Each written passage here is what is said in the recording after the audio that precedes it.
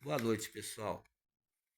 Estou aqui diante da palavra de Deus, meditando, lendo nesta noite, e nasceu no meu coração o desejo de levar uma palavra de fé, de paz, de alegria, de esperança, de amor, de perdão, de salvação, até você, até a sua família e a todos. Nós temos esse propósito, que é cumprir o imperativo do Senhor Jesus, quando ele disse: "Ide por todo mundo, pregai o evangelho a toda criatura". Estamos vivendo num mundo tão conturbado, onde os valores se inverteram, e às vezes eu, como conhecedor da palavra, cresce na minha vida uma responsabilidade muito grande. Eu creio, principalmente daqueles que conhecem, que já tiveram a oportunidade de aceitar o Senhor Jesus como Salvador. A Bíblia diz: se a gente não falar, as pedras vão clamar. As pedras clamarão. E essa responsabilidade está diante de cada um de nós. Eu gostaria de compartilhar uma leitura textual, que você encontra no Evangelho de Lucas. Você pode abrir sua Bíblia aí, no capítulo 18, nós vamos ler do versículo 35 até o 43, que tem como título Cego de Jericó. Diz assim: E aconteceu que, chegando ele perto de Jericó, estava um cego assentado junto do caminho mendigando. E ouvindo passar a multidão, perguntou que era aquilo. E disseram-lhe que Jesus o Nazareno passava. Então clamou, dizendo: Jesus, filho de Davi, tem misericórdia de mim. E os que iam passando repreendiam-no para que se calasse, mas ele clamava ainda mais: Filho de Davi, tem misericórdia de mim. Então Jesus, parando, mandou que o trouxessem, e chegando ele, perguntou-lhe, dizendo: Que queres que te faça? E ele disse: Senhor, que eu veja. E Jesus lhe disse: Vê, a tua fé te salvou. E logo viu, seguiu glorificando a Deus. E todo o povo, vendo isso, dava louvores a Deus. Que Deus, nesta noite, neste momento tão especial para a minha vida, para todos nós, Ele possa falar ao meu coração, ao seu coração, que você possa tomar sua decisão ao lado do Senhor Jesus, o aceitando como único e eterno Salvador de sua vida. Que Deus seja glorificado neste momento através da sua palavra e que nós possamos simplesmente ser usados como instrumento. Bom, vamos lá. Vamos pensar. Eu gosto de ler a palavra, não somente ler, mas meditar. A gente precisa pensar, né? Forçar nossa mente a pensar para que a gente possa absorver melhor o que há de melhor nesse texto. Versículo 35, se pega aí logo a sua Bíblia, tu vai ver, começa dizendo assim: E aconteceu. Aconteceu o quê? O que aconteceu? Aconteceu que, chegando ele perto de Jericó, quem? Aconteceu que Jesus, chegando perto de Jericó, estava um cego assentado junto do caminho, mendigando. Vou abrir um parênteses aqui para dizer para você que hoje, nos nossos dias, quando nós estamos andando na cidade ou estamos em qualquer outro lugar, a gente se defronta com essa situação de pessoas que estão jogadas na rua, estão ali à mercê daquela situação, sem água, sem comida, sem uma roupa para aquecer o seu frio, muitas das vezes talvez com alguma enfermidade, com as suas mãos estendidas querendo receber de alguém alguma coisa, clamando ali por uma misericórdia de alguém. Isso nós estamos vendo constantemente nos nossos dias. Eu tenho falado para alguém que o nosso Brasil ficou mais pobre. Mas eu não quero dizer em relação a essa pobreza, ela vai muito mais além do que talvez você possa imaginar, do que eu posso imaginar. Mas quando a gente percebe o grau de espiritualidade das pessoas em relação à palavra de Deus,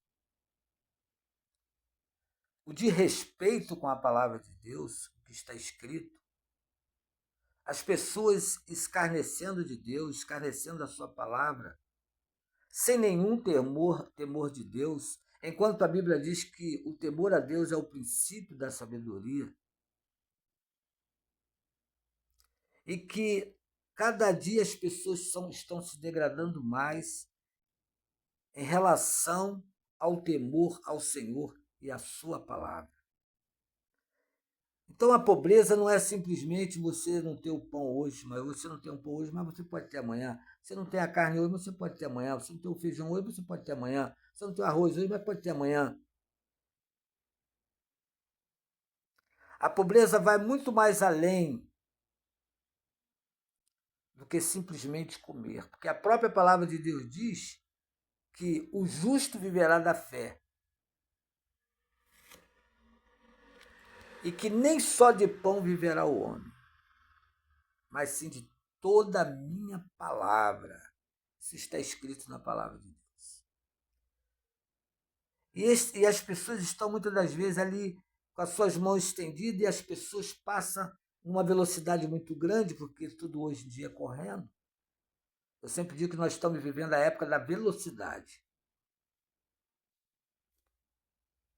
Mas nós vamos ver nesse texto aqui que Jesus, mesmo diante daquela agitação, daquele momento, quando ele estava passando ali em Jericó, Jesus parou, Jesus teve um tempo para demonstrar o seu amor, a sua grande sensibilidade em relação a este homem que estava ali à mercê daquela situação. Diz a palavra de Deus que esse homem estava ali junto do caminho mendigando. Este homem, ele não podia entrar nem no templo, porque as pessoas naquela época do Senhor Jesus, que eram cegas, e até mesmo as pessoas que eram leprosas, nós temos um exemplo que quando Jesus curou aqueles 10 leprosos, e só um voltou para agradecer, Jesus falou, mas não fui 10 que eu curei, só voltou um? Cadê os outros? Eles, naquela época que tinham lepras, as pessoas não podiam aproximar de ninguém.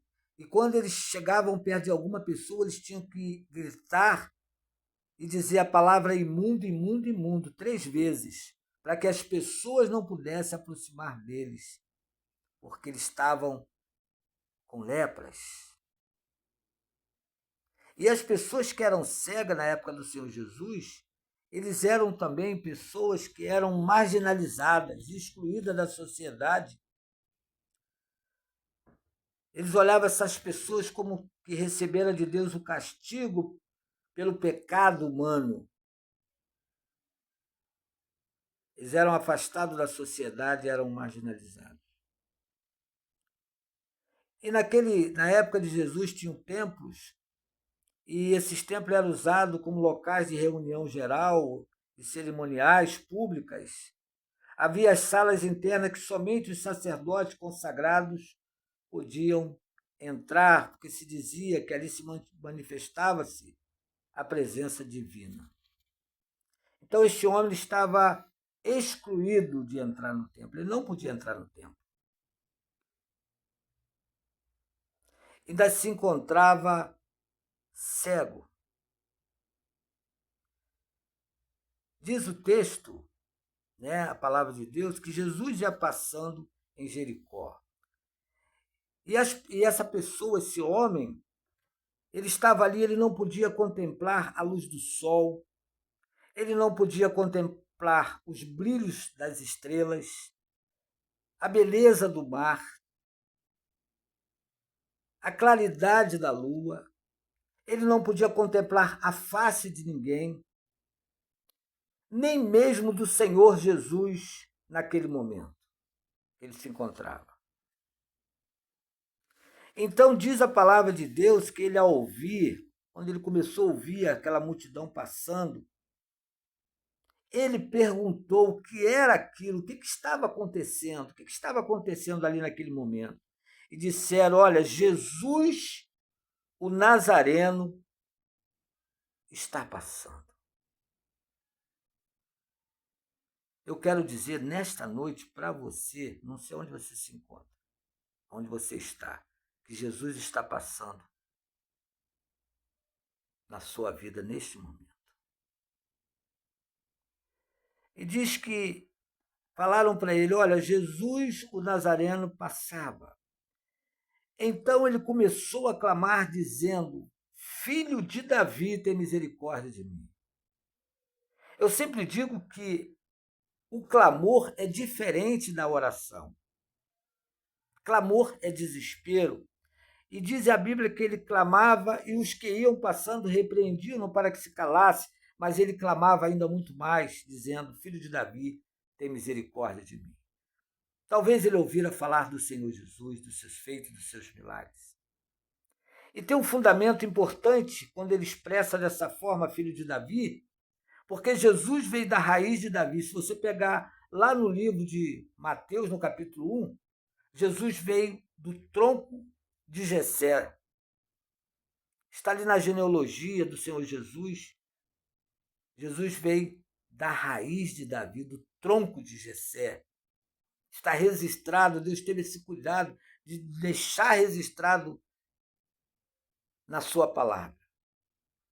Da importância da genealogia, né? Para você saber de onde Jesus veio, da onde Jesus veio. E ele diz aqui: Filho de Davi, tem misericórdia de mim. E ele começou a clamar. Então, eu acho importante no versículo 40, que então Jesus, parando, mandou que lhe trouxessem. Jesus parou naquele momento, quando estava aquele movimento, aquela falação. Jesus teve o tempo de parar, Jesus teve a sensibilidade de parar naquele momento e mandou chamar aquele homem. E Jesus fez uma grande pergunta que requer uma grande resposta. Jesus perguntou a ele: o que queres que te faça? Esta é a mesma pergunta que Jesus está fazendo para você nesta noite. O que queres que te faça? Quantas pessoas estão passando momentos difíceis na sua vida e que muitas das vezes dão até o fim na sua própria vida porque não vê nenhuma saída? E Jesus está perguntando a você nesta noite: o que queres que eu te faça? E este homem respondeu e disse: Senhor, que eu veja. Este era o desejo deste homem, poder enxergar. E Jesus lhe disse: vê, a tua fé te salvou. Eu quero abrir um parênteses aqui para falar um pouco sobre a fé. O que é fé? A Bíblia diz que a fé é o firme fundamento das coisas que não se veem, mas que se espera. Isso é fé. Fé é invisível. Aquilo que você vê não é fé. E a Bíblia diz que sem fé é impossível agradar a Deus. A Bíblia também diz que pela graça sois salvos por meio da fé. Isto não vem de vós, é dom de Deus, é um presente de Deus. E sem fé é impossível agradar a Deus. E Jesus diz para ele: vê, a tua fé te salvou. E logo viu e seguiu glorificando a Deus. E todo o povo, vendo isso, dava louvores a Deus. O encontro com Jesus, esse homem tendo esse encontro com Jesus, modificou radicalmente a sua vida. Ele foi curado fisicamente e espiritualmente. Eu não sei que tipo de enfermidade você tem, mas eu posso garantir a você que existe uma enfermidade mais terrível do que a enfermidade física, que é a enfermidade espiritual, e que leva você à condenação eterna. É a enfermidade da alma. E a Bíblia diz que quando a sua alma está curada, todo o seu corpo está sã. Por isso que a Bíblia diz que é melhor você entrar no céu faltando qualquer parte do seu corpo do que sua alma ser lançada no inferno. E diz que ele passou logo a ser um seguidor do Senhor Jesus, e todo o povo, vendo isso, dava glória, dava louvores a Deus. Agora, este homem, ele estava na condição de entrar no templo, porque ele teve um encontro com o Senhor Jesus. Agora ele pôde contemplar a face do Senhor Jesus. Imagina ele poder contemplar o rosto do Senhor Jesus. Aquele que o profeta falou, profetizou. O seu nome será maravilhoso, Deus forte, Pai da eternidade e Príncipe da paz. Ele agora podia contemplar o rosto do Senhor Jesus, o Salvador, o Redentor, o Rei dos Reis, aquele que criou os céus e a terra, e que lá na eternidade estava na criação de todas as coisas. Ele pôde contemplar o Deus conosco. Ele pôde contemplar aquele que entregou a sua vida na cruz do Calvário e derramou seu sangue puro e inocente para nos garantir a salvação eterna. E agora ele se torna um seguidor do Senhor Jesus. E para encerrar neste momento, fechar essa palavra, é dizer que este homem aproveitou na vida dele uma grande oportunidade. E eu sempre digo que a oportunidade é algo muito especial que aparece muitas das vezes na nossa vida e que passa muito rápido. E que nós precisamos estar atentos. Hoje é a oportunidade que está passando diante de você, que está ouvindo esta palavra. E ele não perdeu a oportunidade. Se ele ficasse calado ali, mas ele começou a clamar, ao ponto do Senhor Jesus mandar chamá-lo. E ali ele recebeu a cura física e a cura espiritual, porque ele teve um encontro com o Senhor Jesus. E a Bíblia diz que Jesus veio buscar e salvar o que se havia perdido. Jesus salva, cura e liberta. E agora ele estava sendo inserido na sociedade, porque ele teve um encontro com o Senhor Jesus. O encontro com o Senhor Jesus faz a diferença. Que Deus assim nos abençoe nesta noite, neste momento. Deus possa abençoar a sua vida, a sua família. Que você possa meditar e saber que Jesus está passando agora e que você está diante de uma grande oportunidade de aceitar o Senhor Jesus como Salvador da sua vida. Que Deus nos abençoe. Abençoe a sua família e a todos. Amém.